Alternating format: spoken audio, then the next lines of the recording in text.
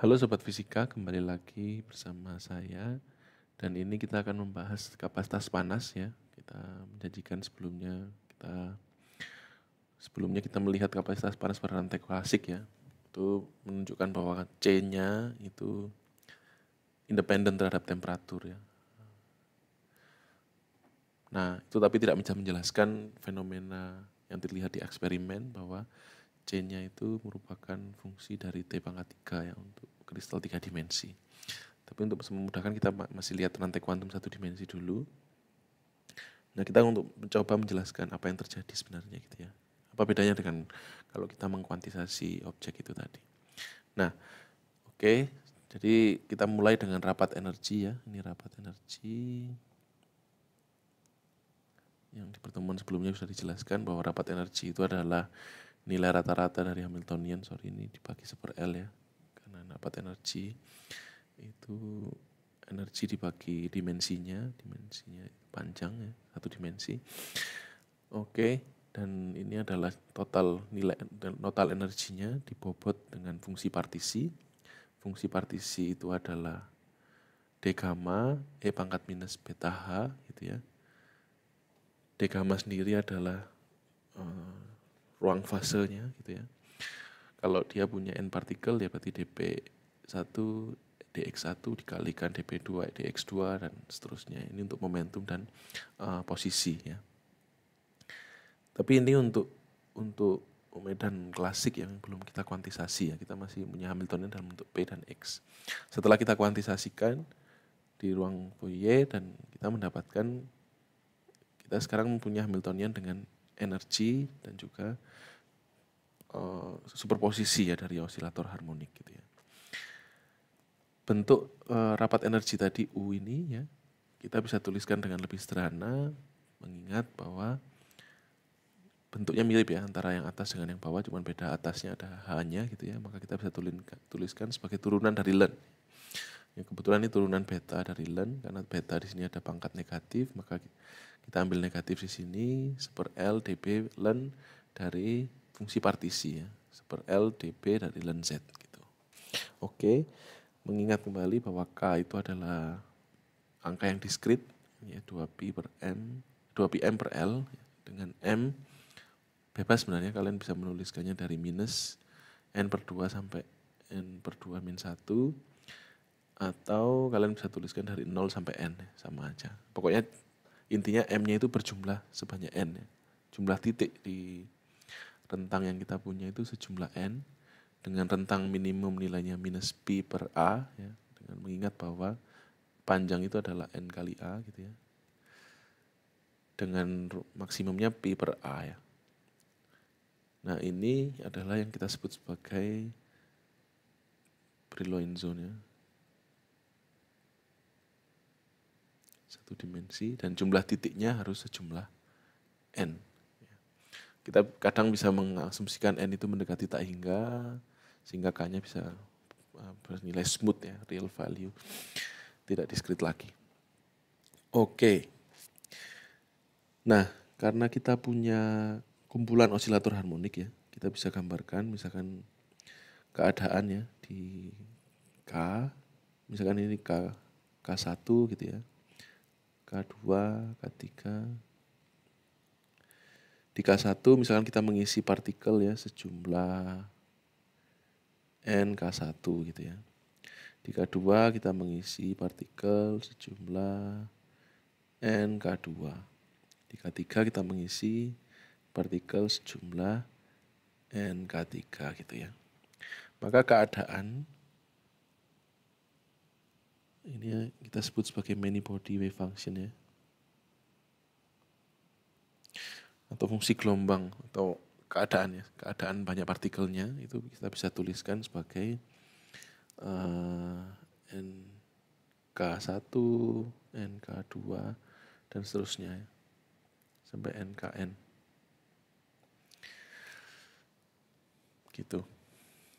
By the way, ini ingat ya, kalau kita mengisi 4 partikel di NK1 gitu ya, maka energi yang kita punya ya itu adalah, kalau 4 partikel ya berarti H bar omega ini di 1 ya, omega 1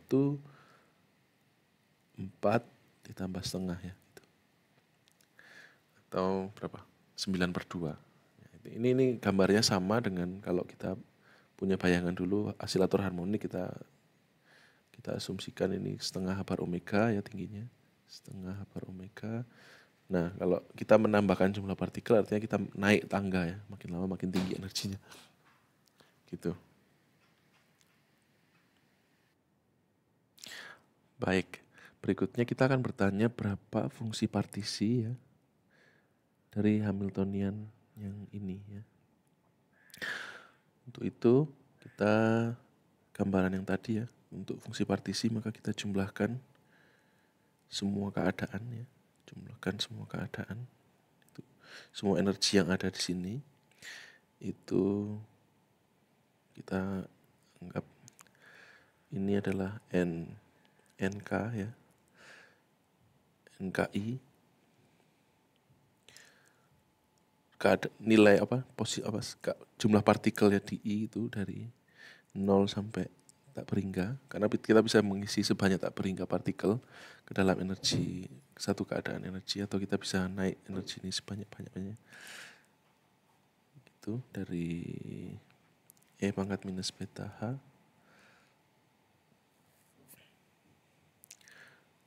dan kita mengalihkan ya. Kita mengalihkan. Jadi ini integral itu mirip dengan kita mengambil summation ini gitu ya.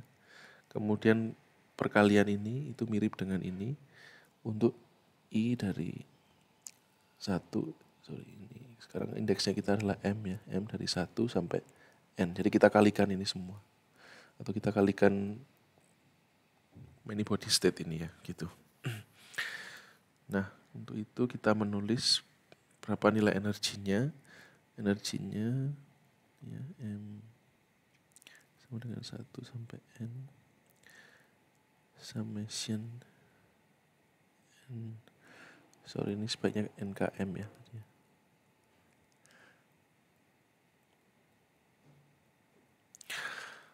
Energi yang kita punya adalah E pangkat minus beta ya, omega km NKM plus setengah gitu ya.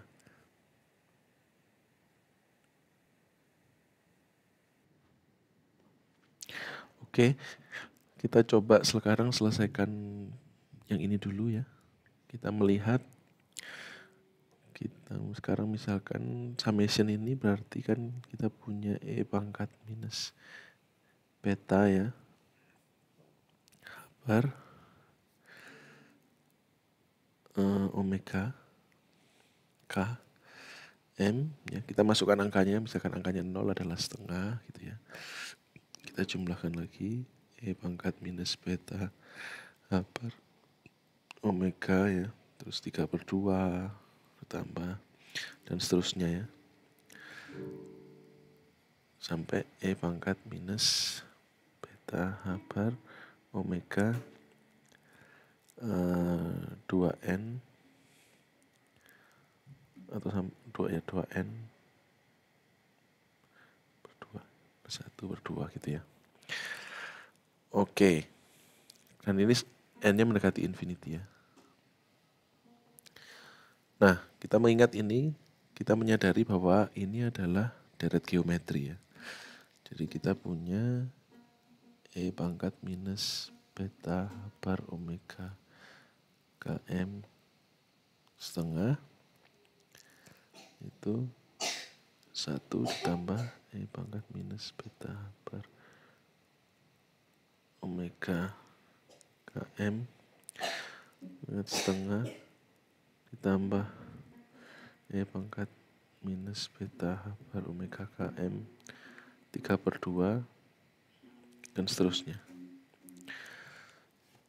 Jadi rasionya antara satu dengan yang lain itu adalah sebesar E pangkat ini 1 ya. Ini bukan setengah tapi rasionya 1 ya. Ini 2. Seterusnya. Jadi rasionya itu sebesar E pangkat minus beta bar omega km ya. Nah, untuk mengetahui jadikan jumlahan dari deret geometri ini ya, kita tahu E pangkat minus beta bar omega km n km plus setengah ya, dengan n km sama dengan 0 sampai tak berhingga gitu ya. Itu bisa kita tuliskan sebagai E pangkat minus beta bar omega per 2 1 dikurangi rasionya E pangkat minus beta bar omega km gitu. Ini per 2.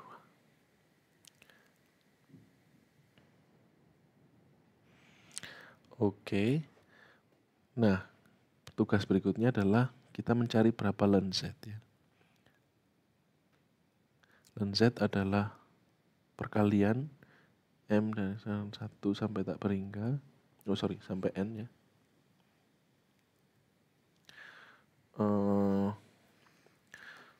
Nah, karena kita jadi kita ambil lennya gitu ya dari P ini. Perkalian E pangkat minus beta H bar omega M dibagi per 2 1 per E pangkat minus beta H bar omega M gitu ya.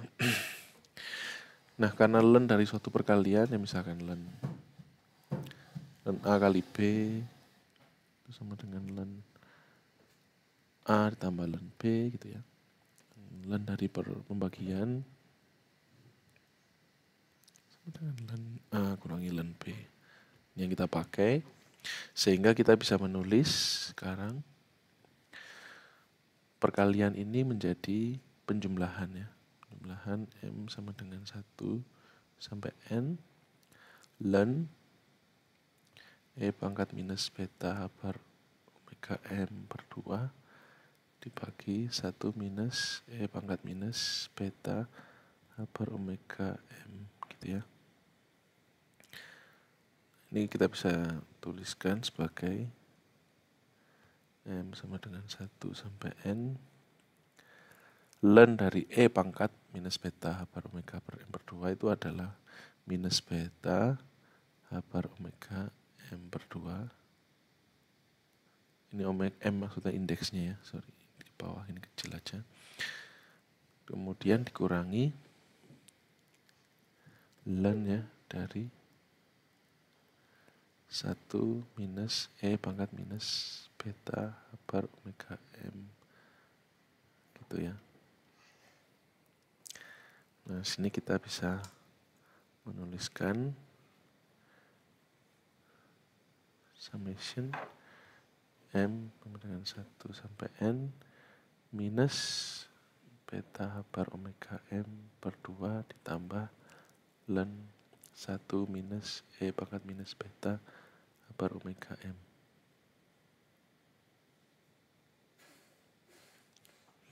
Ini adalah len Z. Akan kembalikan ke definisi U yang kita punya tadi ya. Minus per L D beta len dari Z ya. Di sini kita punya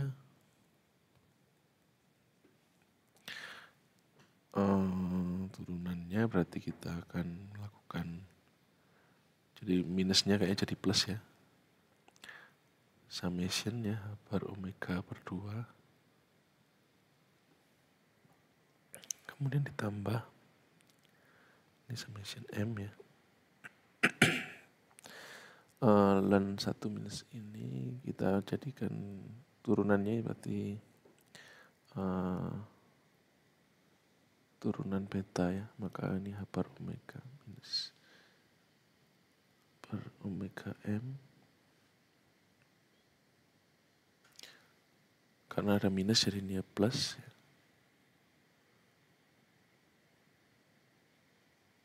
E pangkat minus beta H bar omega M dan nilai ininya ya. 1 minus E pangkat minus beta per omega M. Oke.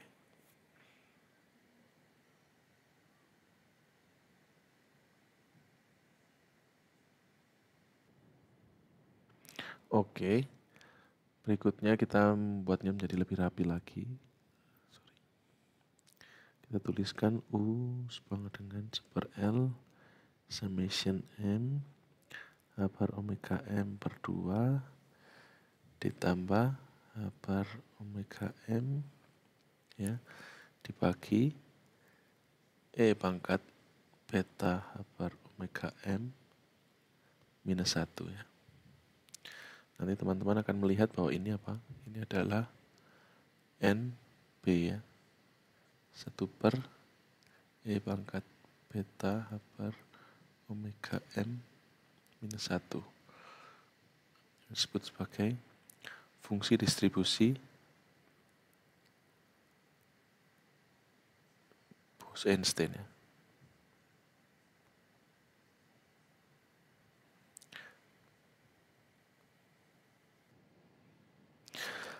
Oke, tadi kita ingat bahwa M itu terkait dengan K. Kita bisa melakukan penghitungan lebih lanjut ya bahwa U itu adalah super L.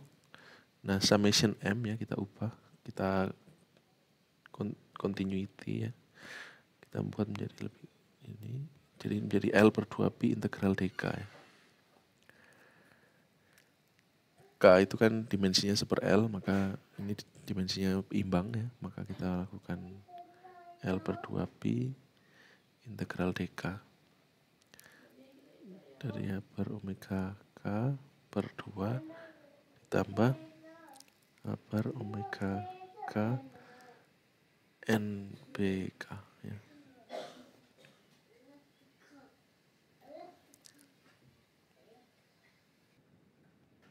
Berikutnya target kita adalah mencari bagaimana kebergantungan U terhadap temperatur ya. Vs temperatur atau U Vs beta.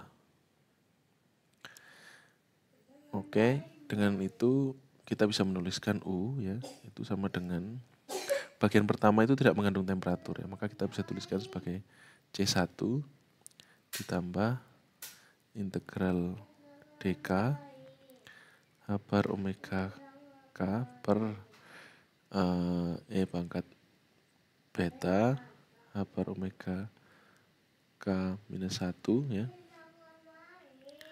Nah, sekarang kita melakukan manipulasi supaya kita terlihat bagaimana kebergantungannya. Untuk itu kita tulis ya per omega K itu kita ingat dispersinya ya.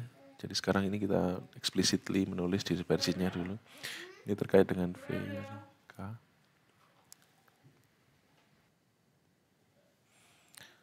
Oke, jadi kita fokus ke sini aja ya. Jadi kita lakukan ini sama dengan integral dk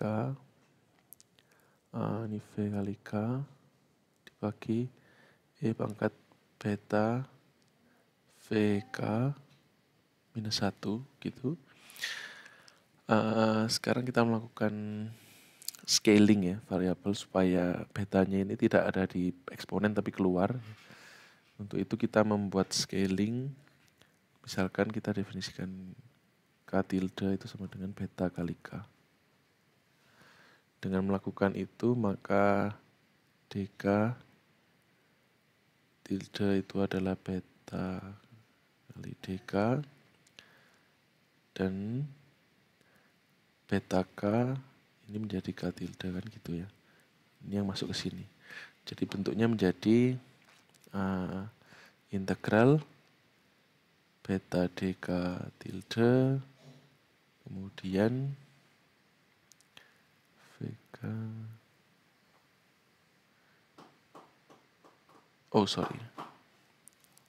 beta K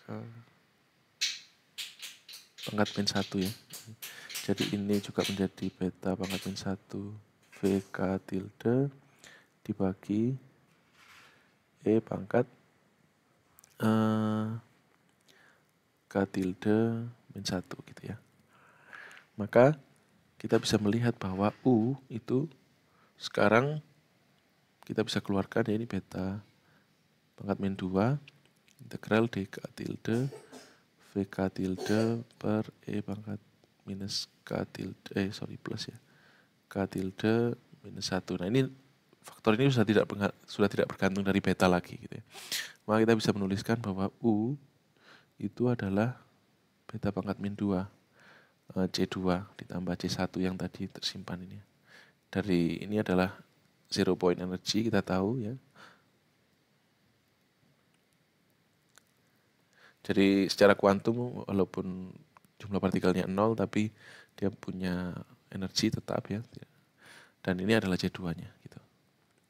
Nah, sekarang kapasitas panas atau kita bisa artikan bahwa U itu sebenarnya adalah T kuadrat ya dari C2 gitu. Kemudian kalau kita ambil turunan ya untuk menghitung kapasitas panas, ya definisi C tadi adalah D T dari U gitu ya. Maka kita mendapatkan bahwa kapasitas panas itu bergantung pada proporsional dengan temperatur. Ini untuk kasus satu dimensi ya.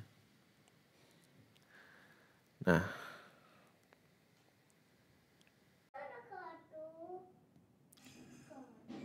berikutnya untuk kasus dengan dimensi D katakanlah gitu ya. Maka kita punya scaling ya, tadinya ini dk ya, dk. Integral kita menjadi D pangkat dk gitu ya. VK ini tetap per E pangkat beta VK min 1 gitu.